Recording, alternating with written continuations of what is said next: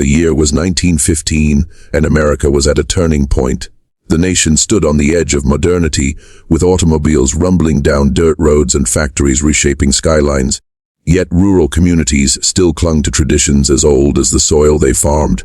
In one such quiet corner of Massachusetts, far from the bustling cities and industrial clamor, the Wilkins family prepared for a rare reunion.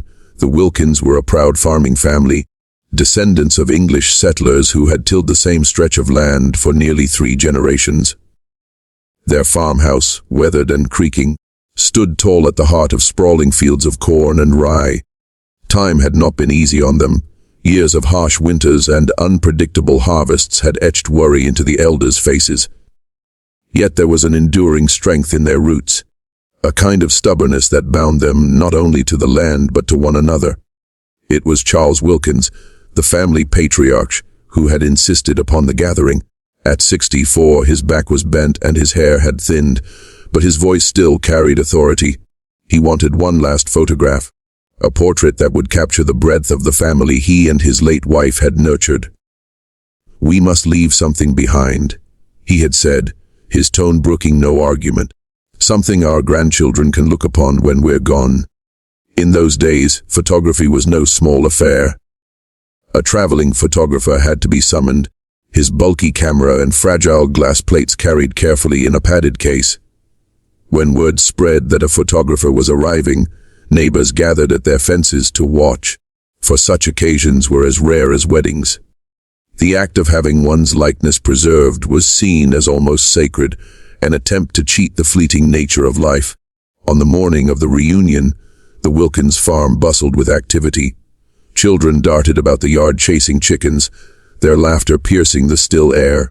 Women hung crisp linens and laid out pies cooling on windowsills, while the men tightened suspenders and smoothed their Sunday jackets, garments worn only for church or special occasions.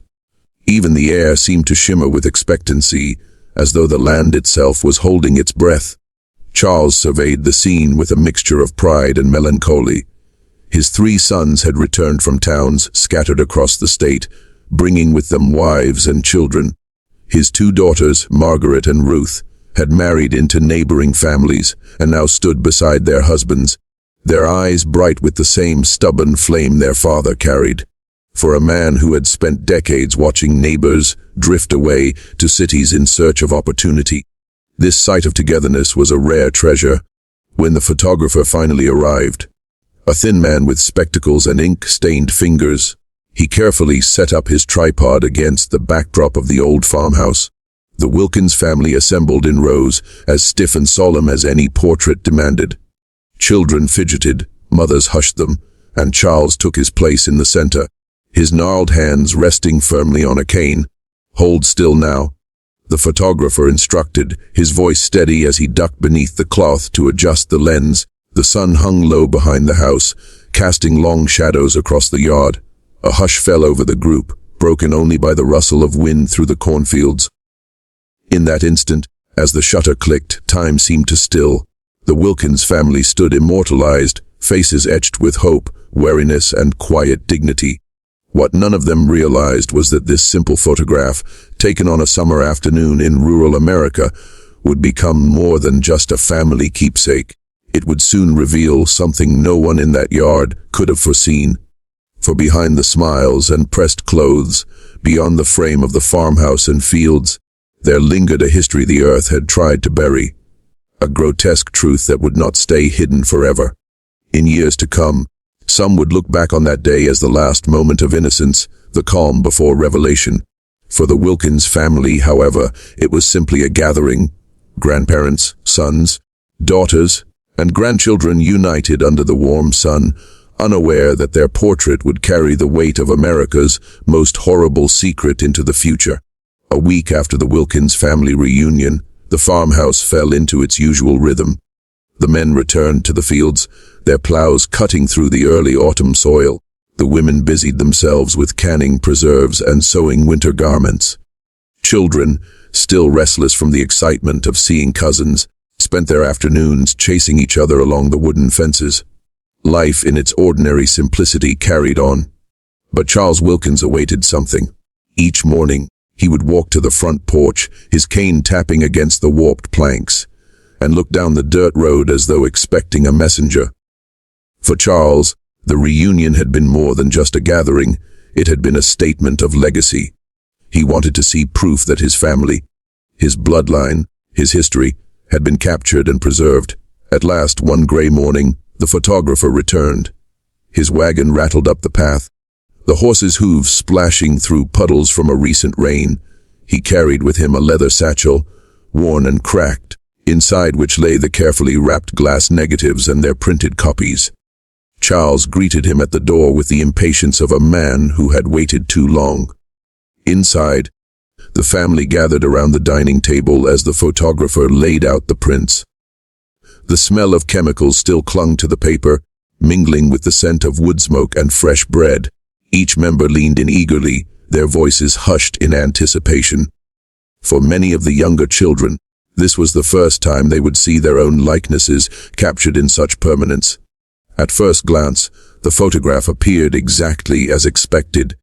The Wilkins family lined up in rigid formation, their Sunday best neatly pressed, their faces caught between solemnity and pride. Charles sat at the center, flanked by his children and grandchildren. The old farmhouse loomed behind them, its weathered boards and shuttered windows lending a dignified backdrop. But then Margaret, Charles's eldest daughter, frowned. She leaned closer, squinting at the edges of the image. "Father," she said slowly, "do you see that?" The others followed her gaze. There, between Ruth and her husband, stood a figure no one could account for. His clothing was ragged, torn at the sleeves. His face was pale, unnaturally so, with hollow eyes that seemed to sink into shadow. His mouth hung open as though caught mid-breath, though no breath had ever been taken in that moment. A murmur rippled through the group. "Who is he?" one of the cousins whispered. No one was standing there. Ruth insisted, her voice sharp with unease. The family bent over the print, tracing the lines with trembling fingers, and as they looked deeper, they saw more. Another figure lingered near the far left, half hidden behind the farmhouse wall. A woman this time, with sunken cheeks and a tattered shawl draped over her shoulders, her eyes clouded and lifeless, fixed directly on the camera. The children whimpered, pulling closer to their mothers. The men exchanged uneasy glances, searching for rational explanations. "It must be a trick of the light," one said. "A flaw in the plate," offered another, but the photographer shook his head. His face had grown pale as he studied the image. "No," he murmured, "this was no accident. I developed these with my own hands. There was no smudge, no double exposure. These figures, whatever they are, were there when the shutter fell." The room fell silent. The only sound was the steady tick of the clock on the mantel. Charles's hands trembled as he held the photograph. He had expected to see the strength of his family immortalized. Instead, he found strangers, pale, ragged, grotesque, woven into the fabric of his legacy. His voice, when it came, was low but firm. "This is not a mistake. This is something else." The photograph passed from hand to hand, and with each viewing, the sense of unease deepened. The Wilkins family could no longer deny what their eyes told them. These figures had been captured alongside them, yet no one had seen them in the yard that day. When night fell, Margaret placed the photo in a wooden box and slid it beneath her bed. She could not bear to leave it in plain sight, yet she could not destroy it either. It was more than paper and ink. It was evidence. Evidence of something that did not belong to the living, something tied to the ground on which their farmhouse stood. In the days that followed, whispers spread among neighbors. Some dismissed it as nonsense, a fanciful tale stirred up by overactive minds. Others crossed themselves when passing the Wilkins farm, muttering prayers under their breath. And though the Wilkins family tried to carry on with daily life, the photograph lingered in their thoughts, a silent accusation no one could answer. For the Wilkinses, the return of the photo was no longer a celebration of unity. It was a revelation, one that hinted at shadows buried deep in the soil of their land, shadows that had finally found a way to be seen. The photograph did not remain hidden for long. Though Margaret had placed it carefully beneath her bed in a wooden box, the family's unease gnawed at them like a wound left untended. At supper, Conversations faltered when eyes drifted toward that closed bedroom door. In the barn, the hired hands whispered about ghost faces, seen in the print, though none had actually laid eyes on it. Even the youngest of the children seemed restless, waking in the night with cries of, "The pale man," or "The lady with no eyes." It was Charles who finally decided the matter could not be left to silence. He was a man who had seen too much in his lifetime to be easily frightened. Failed harvests, epidemics, even the death of his beloved wife. Yet the photograph unsettled him in a way that hunger and grief never had. One crisp October morning, he tucked the print under his arm, wrapped in cloth, and made his way into town. His destination was the local historical society, a modest building of red brick and dusty windows, where the past was catalogued in thick ledgers and brittle newspapers. Inside, he was greeted by Mr. Elijah Harker, the society's archivist. Harker was a wiry man with spectacles, perched precariously on his nose, known for his obsession with records others considered trivial. If there was anyone who could make sense of the photograph, Charles reasoned it would be him. Charles unwrapped the print and laid it on the table. Harker leaned over it, adjusting his glasses, his expression shifting from curiosity to alarm. He did not laugh, nor did he accuse Charles of superstition. Instead, he pulled a drawer open, retrieving a magnifying glass, and studied the ghostly figures in silence. Finally, he whispered, "I've seen them before." Charles stiffened. "What do you mean?" Harker rose and shuffled to a cabinet, pulling free a stack of faded photographs bound in string. He spread them out across the table, black and white images of families long gone, gatherings outside homes that no longer stood, children frozen mid-play, and there in one photograph dated 1871, taken on the very same plot of land where the Wilkins farmhouse now stood, the same pale figures appeared, ragged, hollow-eyed, lurking among the living. "This land," Harker said, lowering his voice, "was once the site of a quarantine camp." Charles frowned. He had heard whispers of sickness, stories told in hushed tones by old men around hearth fires, but never the full account. Harker continued, "During the smallpox outbreak of the early 1870s, immigrants arriving by ship, mostly Irish and Italian, were taken here if they showed any signs of illness.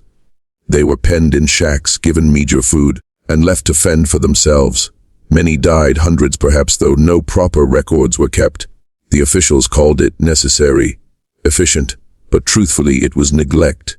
They were buried in shallow graves without ceremony, right under the soil your farm stands on." Charles's mouth went dry. The weight of the revelation pressed heavily on his chest.